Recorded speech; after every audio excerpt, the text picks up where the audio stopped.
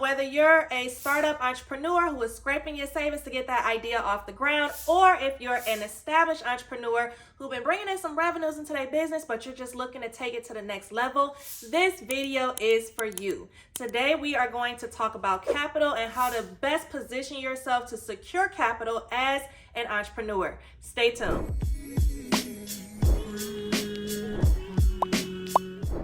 All right, now before we get into it, y'all, we got a little bit of housekeeping we got to take care of first, all right? I am new on YouTube, guys, so if you have not already, go ahead and like this video. Click that subscribe button. It just tells YouTube that you like this content and that you want more of it from me, okay? So go ahead, take them 2 seconds and make that happen for me. I appreciate y'all, but let's jump right in, all right? So when it comes to funding, when it comes to capital, every entrepreneur needs it, right? We can't have enough. There's always something else that we're gonna need to throw into our business, to pour into our business and help it to grow and scale, right? We always need capital. But when I ask entrepreneurs this one question, a lot of people get a little, they don't want to talk about this, all right? When I ask them, what does your credit look like? People start shutting down. And the truth of it, guys, is that as entrepreneurs, we need to have great credit profiles, okay? You can fund your business off of bank statements from the revenues that your business is bringing in. But if your business is not bringing in no money, then you're limited to grants, ECDI startup funding, or your personal credit. And that's just me being real, okay? So let's stop running away from this credit and let's tackle it head on. Now, one of the reasons that people run away from their credit is because they know that, they didn't understand credit. They had no knowledge of what credit was or how to use it or how it worked when they got their first credit card. Flashback. I remember being on college campus and literally they would sign people up for credit cards right off the bat. They wasn't telling us nothing. They just like, hey, you can get approved for this. We just need your social, sign a couple papers, you're done, right? That trapped so many of us and so many of you guys, and you had these issues, right? So we got to fix them. We got to fix them. The end all truth is that we just need to fix it so we can move forward. All right. So the first step of fixing this is just getting clear and getting an understanding of how a FICO score is broken down. So today's video, we're going to deep dive into that and that only. All right. So when it comes to your FICO score, the most important piece of your FICO score is your payment history. Your payment history alone accounts for 35% of that FICO score. 35%, guys. So when you have a late payment or you miss a payment on a credit card or a loan that's on your credit report, your score is going to drop significantly. And I know a lot of you guys have seen that happen, and it's solely just due to how that payment history is weighed. It's 35% of your score. So one way to stop this from happening in the future, guys, is just to simply put all of your bills on auto pay for the minimum. I'm not saying you got to pay everything all the way off if you are not able to do that. You should want to do that. But if you can't do that, then okay, cool. Life happens. At bare minimum, go through your credit report and put all of your accounts on auto pay for the minimum. This way, you never have to worry about a late payment killing your score. That 35% can take you down 50 points or more, depending on how your credit profile is structured. So let's avoid it. Put them bills on auto pay, okay? That's the first thing. All right. Now, the next thing is your credit utilization. Credit utilization is not to be confused with debt to income ratio. I know some of you guys are out purchasing homes and you'll hear your mortgage lenders or brokers talk about your DTI, which is your debt to income ratio. It's not the same thing. We'll talk about that in a totally different video. Right now, we want to focus on your credit utilization. So utilization means that if you have a $1,000 credit limit, utilization is 30% of your score. So you don't want to use any more than $300 of that complete $1,000 balance. And this is by the statement date. So the date that this reports to the credit bureaus.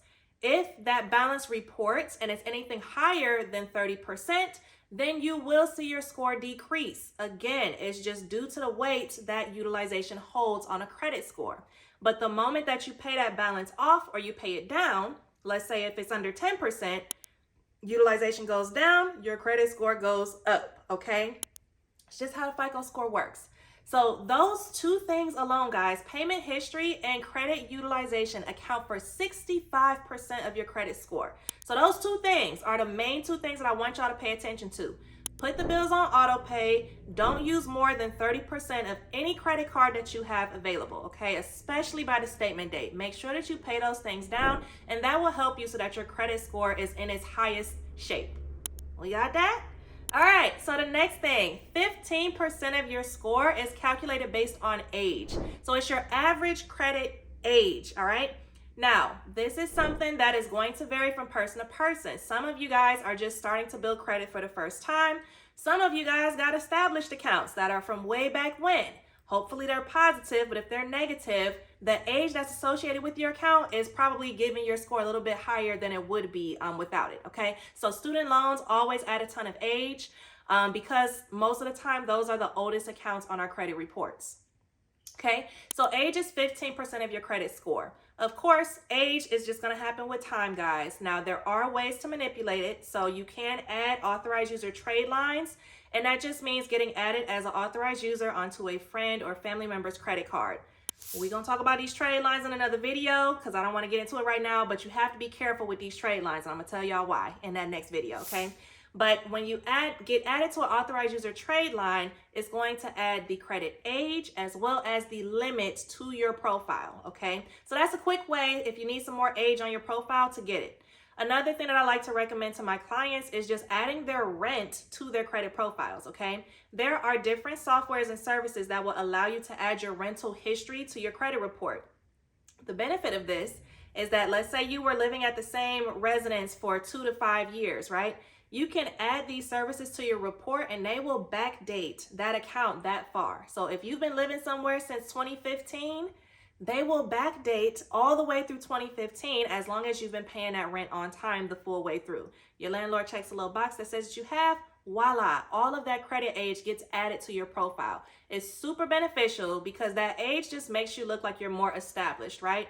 When lenders pull your credit profile, they want to see how have you been managing the different types of credit that you have currently. And the best way to show that and display that to them is through your credit age, okay? So again, age is 15% of your total credit score.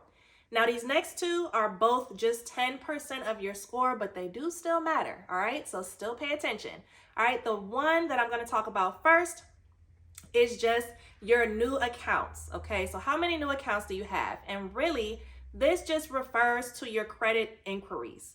So every time a lender pulls your credit report, a hard inquiry goes onto your credit profile. These hard inquiries can and will drop your score if you're racking them up like crazy. So a prime example of this is for when you go to a car dealership to purchase a car. When you do this, that car dealership is going to shop your credit report around as many times as they feel like it, okay? Until they get you a rate that they feel they'll be able to benefit off of and that you'll be okay with taking. So they might shop you around with PNC, Capital One, Huntington, Chase, Santander. Like they're gonna run your report to the ground. You walk in one dealership and you might leave with anywhere from 10 to 20 inquiries. Most of you guys aren't stopping at one dealership. You're walking on over to the next one because your credit isn't where it needs to be. So everybody's denying you, even though they're shopping your credit report around like that, okay? Now you walk out and you got 50 inquiries on your credit report. So tomorrow your score is going to drop. It's going to drop significantly because of those new accounts.